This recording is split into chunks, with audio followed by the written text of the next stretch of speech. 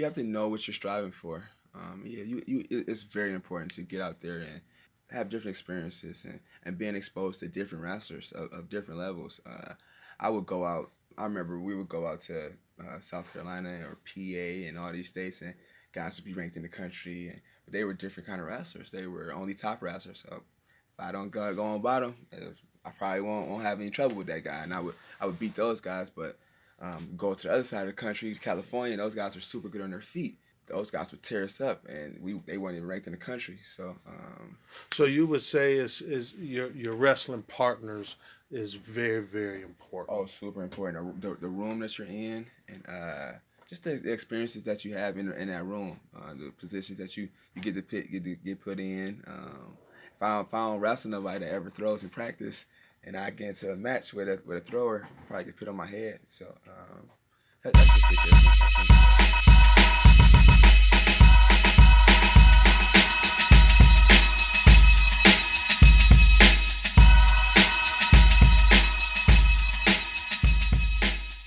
Back Points Network, hanging out with Chevy out in Ferndale, Michigan. How you doing this morning? Pretty good yourself. Oh, we're doing good. All right, to get started, Chevy, can you introduce yourself? Yeah, absolutely. My name is Chevez Ferris.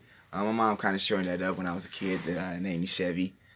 So my name is Chevy Ferris. I wrestled at Ferndale High School, and in college I ended up going to St. Cloud State University out in Minnesota, which was an awesome experience just to go through those two schools and meet the people I met. So.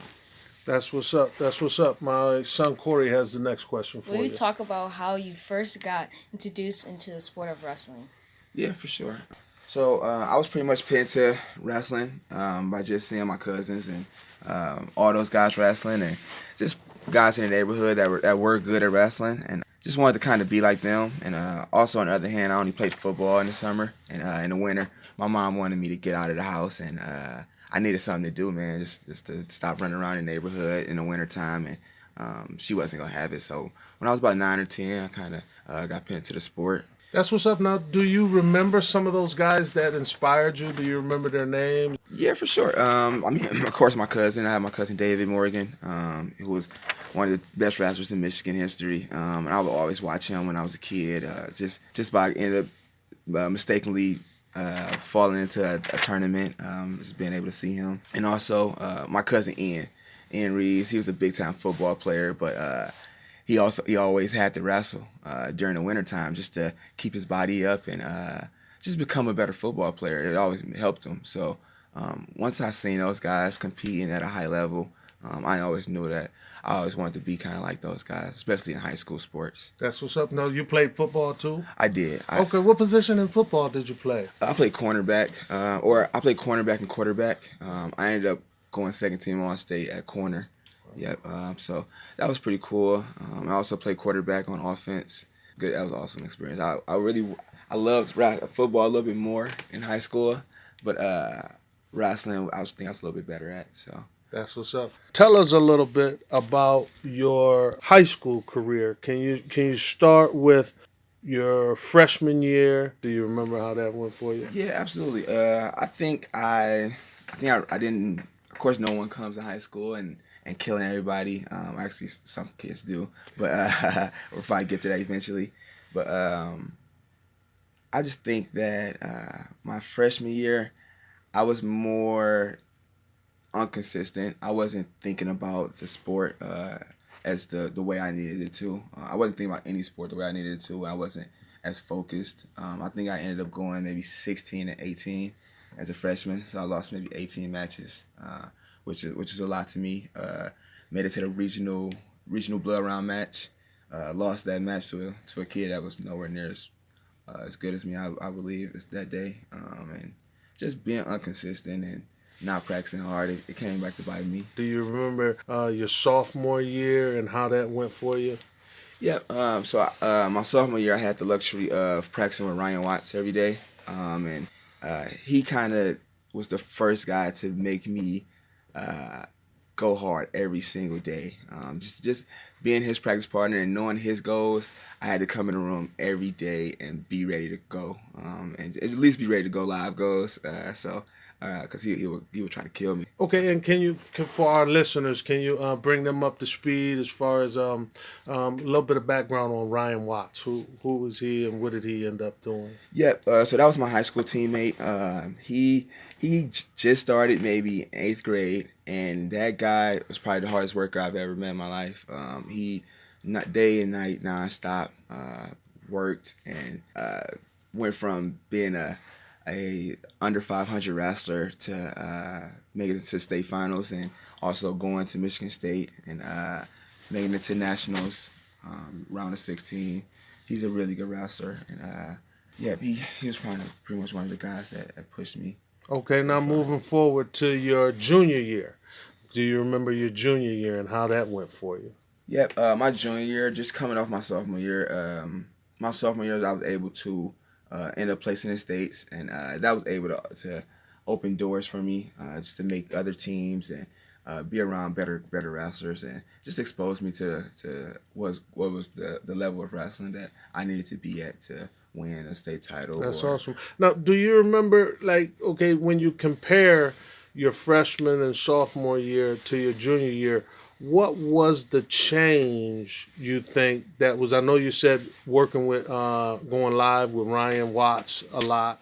Was that, you think, pretty much what contributed to you making that jump from, being, like you said, maybe at, I don't want to say mediocre, just making that jump to the next level? What was it that you think enabled you to make that jump? It's a level of consistency that you have to have. I think throughout the sport of wrestling, you understand the level of consistency that you need to be at certain levels.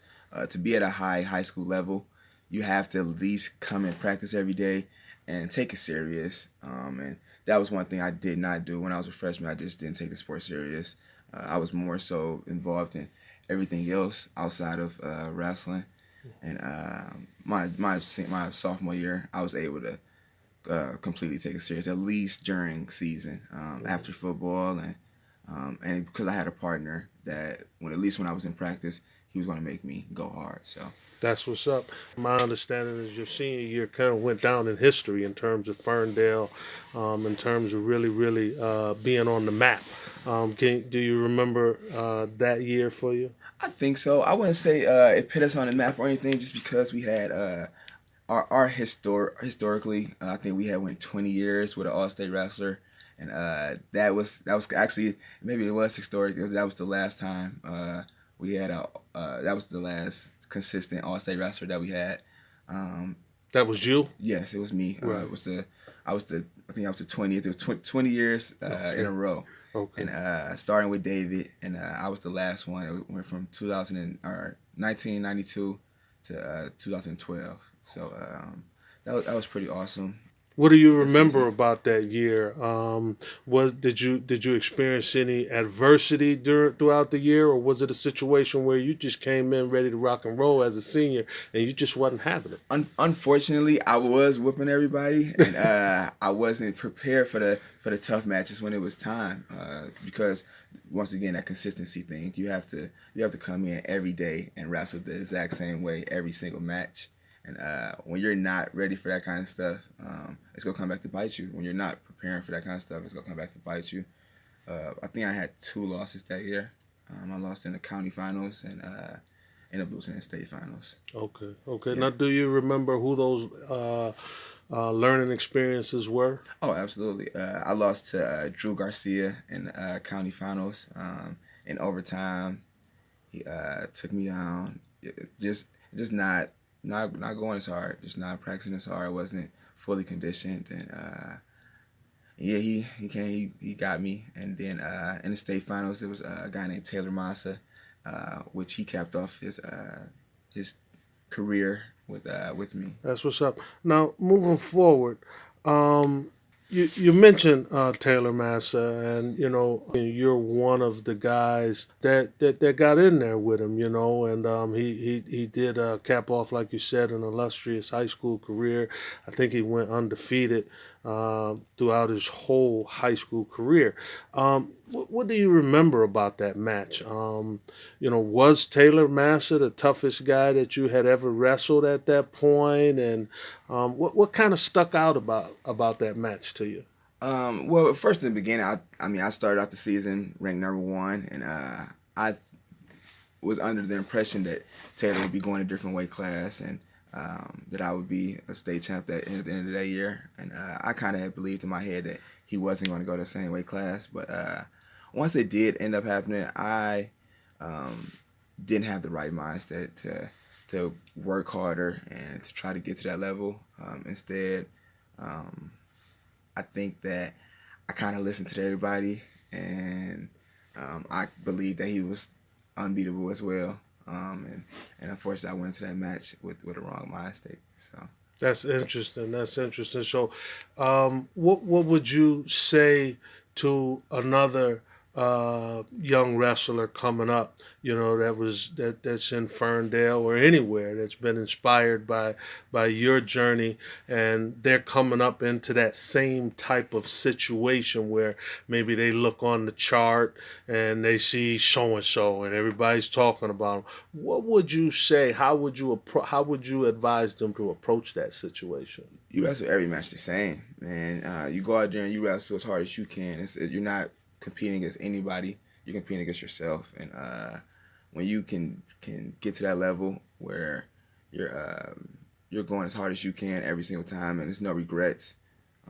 you'll feel better about yourself. After a year or two, you won't have nothing to look back on and regret. And that's the biggest thing. You want to go out there and have zero regret after the match, and know that you did everything that you could do, no matter anything else, but you gave it all the heart that you could. That's awesome. That's awesome. Now, at that time, who was your head coach? Do you remember who your head coach was? Yep. So at the time, my head coach was my Uncle Charlie, which was David Morgan's father. And he had created 3 of his sons that all was in the state finals, and they were all really good in high school and college. And he gave me that same love once I got to high school, and just put in that time and effort with me. That's awesome. That's awesome. Now, moving forward, I hear that at this point, you're starting to be a mentor, and you're starting to shape and mold some of the next generation of wrestlers. Can you talk about your philosophy as a coach? What do you try to instill in the young wrestlers? What do you think is important for them? In terms of, what is your philosophy? Are you a rah-rah, in-your-face, yell kind of guy? Or are you more cerebral in terms of talking? And how do you approach coaching? I'm more of a people's person, and I really want to be a player's coach. I want to be the guy that these guys can always come to and talk to, no matter what. Because that's the kind of coach that I always bought into. Those are the coaches that I would go hard for, especially when I was in college. The coaches that can make a connection with me, that just wasn't yelling. Yes, of course, as a coach, you're going to have to yell and make me do things that I don't want to do. But with the generation that we have now, they don't respond to yelling and making them do stuff as well as, what we responded to when we were 9 or 10 years old or 11 years old.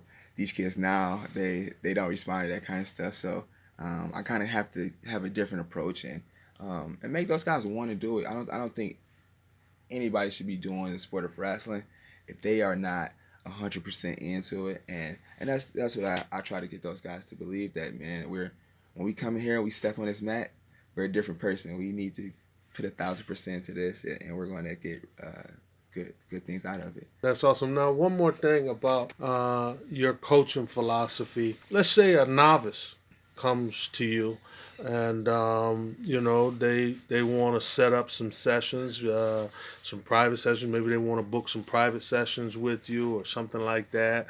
The parents or even when the beginning wrestlers come up to Ferndale. Do you start with offense first, or do you teach a novice defense first?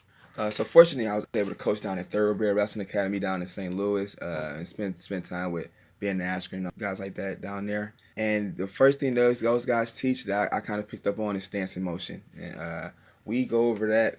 We've been going over that since I've been back for maybe about 3 months now.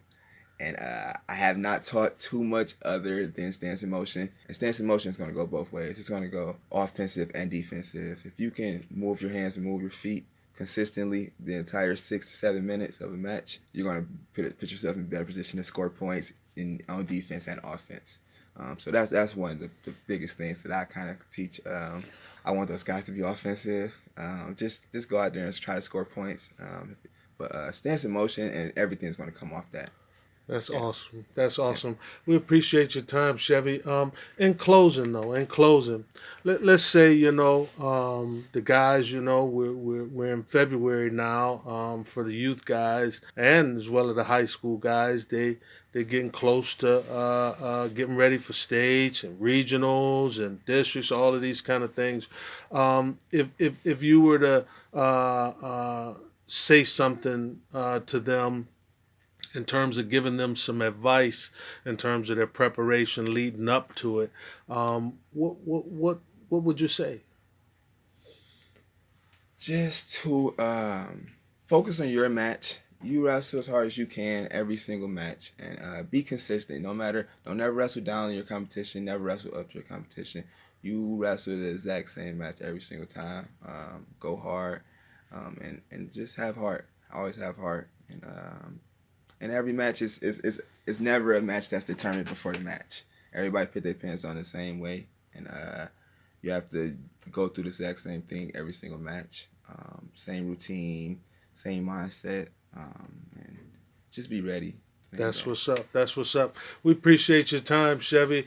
Nice talking to you, and we appreciate it. Thanks, Corey. Appreciate it.